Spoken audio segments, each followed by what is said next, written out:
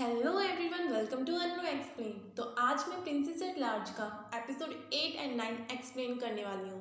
तो एपिसोड की शुरुआत में हम राजकुमारी को देखते हैं जो राजकुमार मिंग की देखरेख कर रही होती है कि तभी राजकुमार मिंग का हाथ हिलता है, जिसके बाद शीफेंग सेनापति मिंग्यू भी वहाँ आ जाते हैं। राजकुमारी बताती है राजकुमार अब ठीक होने लगे हैं और जल्दी ही पहले जैसे हो जाएंगे। जिसके बाद राजकुमारी राजकुमार मिंग को गार्डन में लेके जाती हैं जहां वो उनकी देखरेख कर रही होती है। वो देखती है राजकुमार मिंग का हाथ हिल रहा है, जिसके बाद वो राजकुमार से कहती है मैं तुम्हें आदेश देती हूँ, जल्दी से उठ जाओ वरना मुझे अपना सबसे बड़ा तरीका अपनाना पड़ेगा। जिसके बाद राजकुमारी चिल्लाकर कहती है सुनो जागीर की सभी लोगों, राजकुमार मिंग लाल चड्डी पहनते हैं। वो फिर से बोलती है लाल लाल लाल। फिर हम देखते हैं राजकुमार मुस्कुरा रहे होते हैं। राजकुमारी राजकुमार के पास जाती है। राजकुमार कहते हैं अगर तुम अब भी इसके बारे में बोलोगी तो मैं तुम्हें नहीं छोड़ूंगा। राजकुमारी कहती है ठीक है मैं नहीं बोलूंगी। और अब राजकुमार के ठीक होने की खुशी में राजकुमारी कहती है मैंने ये दावत रखी है और ये मेरा फेवरेट हॉट पॉट है। शीफेंग कहते हैं मैंने कभी हॉट पॉट के बारे में नहीं सुना, ये क्या होता है। जिसके बाद राजकुमारी सभी को उस डिश के बारे में बताती हैं।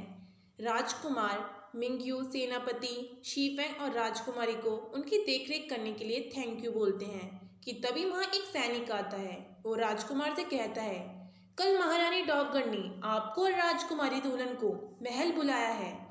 अब राजकुमार और राजकुमारी दोनों महल जाते हैं जहां वो महाराज और रानी डॉबगर से मिलते हैं।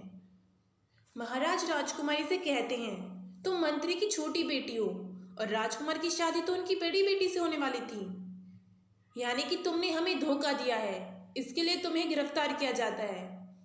वहां पर खड़ा सैनिक राजकुमारी को पकड़कर ले जाने ही वाला था कि राजकुमार उसे रोक लेता है। राजकुमार कहते हैं इसमें राजकुमारी की कोई गलती नहीं है, बल्कि उन्होंने तो मेरी जान बचाई है, वो ऐसा काम नहीं कर सकती। राजकुमार राजकुमारी से कहते हैं आप सारी बात दादी माँ को बता दें। राजकुमारी बताती है इसमें मेरी कोई गलती नहीं है, मेरी बहन ने मुझे कुछ नशीली दवा पिला दी थी जिससे मैं बेहोश हो गई थी और जब मेरी आँख खुली तो मैंने देखा मेरी शादी राजकुमार मिंग के साथ हो रही है, अब इसमें मेरी क्या गलती। जिसके बाद मंत्री और उसकी बड़ी बेटी को वहां बुलाया जाता है। जब वो वहां आते हैं तो राजकुमार चिन मंत्री की बड़ी बेटी को देख लेता है। वो सोचता है दादी माँ ने इन्हें मेरे लिए ही बुलाया है, दादी माँ कितनी अच्छी है।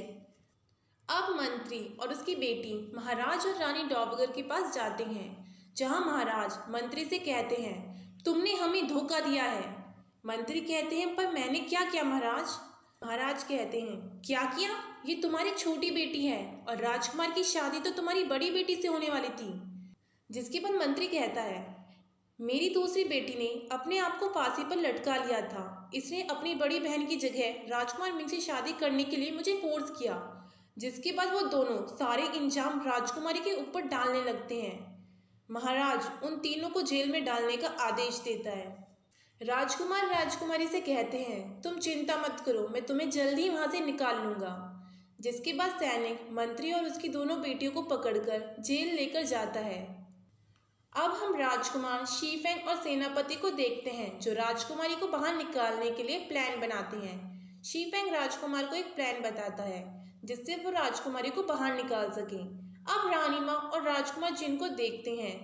राजकुमार चिन कहता है मुझे मंत्री की बड़ी बेटी पसंद है, आप मेरी शादी उससे करा दीजिए।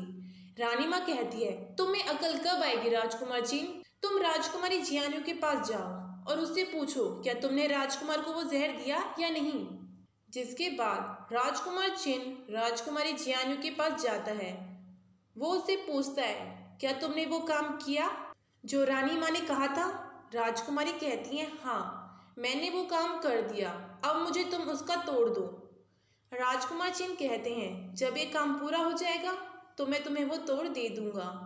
जिसके बाद राजकुमार चिन वहां से जाने लगता है कि तभी वो मंत्री की बड़ी बेटी को देख लेता है। वो उसे कहता है तुम बहुत ही सुंदर हो, क्या तुम मुझसे शादी करोगी, और उसका पीछा करने लगता है कि तभी राजकुमारी उसे रोकती है।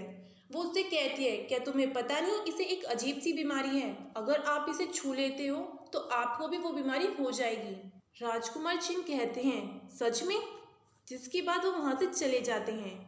मंत्री राजकुमारी से कहते हैं, ये सारी गलती मेरी है। अगर मैं तुम्हारी शादी राजकुमार से नहीं कराता तो ऐसा नहीं होता। अब हम राजकुमार को देखते हैं जो छिपकर राजकुमारी से मिलने आता है और उसे वहाँ से चलने को कहता है। राजकुमारी मना कर देती है, ये ठीक नहीं है और मैंने रानी माँ से एक सौदा किया है। उन्हें नहीं पता कि हमने मेरे जहर का तोड़ ढूंढ लिया है, इसलिए मेरे पास एक प्लान है। जिसके बाद राजकुमार वहाँ से चले जाते हैं। अब हम देखते हैं सभी लोग रो रहे थे क्योंकि राजकुमार मिंग मर चुके थे कि तभी हम राजकुमार मिंग को देखते हैं जो सोचते हैं कि राजकुमारी का ये प्लान कामयाब हो जाए तो मैं जल्द ही उन्हें वहाँ से निकालूंगा। जिसके बाद हम दाई वांग को देखते हैं जो छिपकर राजकुमार मिंग की कब्र के पास आती है और उसे खोल के देखती है। वो देखती है राजकुमार मिंग तो इसमें है ही नहीं कि तभी उसे सेनापति देख लेता है। वो उसे पकड़कर राजकुमार मिंग के पास लेकर जाता है। राजकुमार उससे पूछते हैं, तुम वहाँ पर क्या कर रही थी? मुझे सच सच बताना वरना मैं तुम्हें नहीं छोड़ूंगा। दाईवांग बताती है, मुझे रानी माँ ने जासूस बनाकर यहाँ भेजा था। मैं ऐसा नहीं करना चाहती थी पर ये सब मैंने अपनी पोती की लाइफ बचाने के लिए किया। प्लीज़ मेरे पोते को बचा लो राजकुमार। राजकुमार उससे वादा करते हैं, कल तक तुम्हारा पोता यहीं पर होगा। शीफेंग दाईवांग से कहते हैं, तुम कल महल जाओगी और रानी माँ से कहोगी कि राजकुमार मर चुके हैं और उसे एक गोली खाने के लिए देते हैं कि जब तुम रानी माँ को ये बात बता दोगी तो मैं तुम्हें इसका तोड़ दूंगा। अब हम मिंग्यू को देखते हैं। वो राजकुमार की कब्र को देख लेती है कि तभी वहाँ सेनापति आता है और उसे पकड़कर वहाँ से ले जाता है। सेनापति मिंग्यू से कहता है कि राजकुमार मर चुके हैं। मिंग्यू कहती है, तुम झूठ बोल रहे हो, मुझे सच सच बताओ भाई कहाँ पर है। सेनापति कहते हैं, मैं सच बोल रहा हूँ, राजकुमार मिंग मर चुके हैं। सेनापति सोचते हैं अगर मैंने इसे बता दिया तो कहीं हमारा प्लान खराब ना हो जाए, इसलिए वो मिंग्यू को कुछ नहीं बताता। जिसके बाद दाई वांग रानी माँ को बताती है कि सच में राजकुमार मिंग मर गए हैं, जिसे सुनकर रानी माँ बहुत ही खुश होती है। जिसके बाद वो जहर संप्रदाय के लोगों के पास जाती है और उनसे कहती है, अब हम अपनी जहर की ताकत सबको दिखाएंगे और लड़ाई के लिए सब तैयार हो जाओ। जिसके बाद रानी माँ महल के सभी सैनिकों को बदल देती है। वो महाराज से कहती है, मैंने आपकी रक्षा के लिए यहाँ के सैनिकों को बदल रही हूँ। महाराज अपने भरोसेमंद सैनिक को कुछ देते हैं ताकि वो राजकुमार जान को बुला सके। जिसके बाद वो वहाँ से चला जाता है। अब राजकुमार जिन को दिखाया जाता है जो राजकुमारी जियानु को जहर का तोड़ दे देता है। अब हम देखते हैं राजकुमार जान महल वापस आ चुके थे। रानी माँ महाराज से कहती है, अगर तुमने राजकुमार जान के सामने कोई भी बेवकूफ़ी दिखाई तो मैं तुम्हें नहीं छोड़ूंगी। जिसके बाद राजकुमार जान महाराज से मिलने जाते हैं। वो रानी माँ से कहते हैं, मुझे भाई से कुछ ज़रूरी बात करनी है, क्या आप यहाँ से जाएंगी? रानी माँ मना कर देती है, महाराज अभी बीमार हैं, वो किसी से नहीं मिलना चाहते, इसलिए आप यहाँ से जाइए। राजकुमार जान वहाँ से नहीं जाता। जिसके बाद महाराज को ही उससे कहना पड़ता है कि राजकुमार जान आप यहाँ से जाइए। जिसके बाद प्रिंसेस एट लार्ज का ये एपिसोड यहीं पर ही ख़त्म हो जाता है।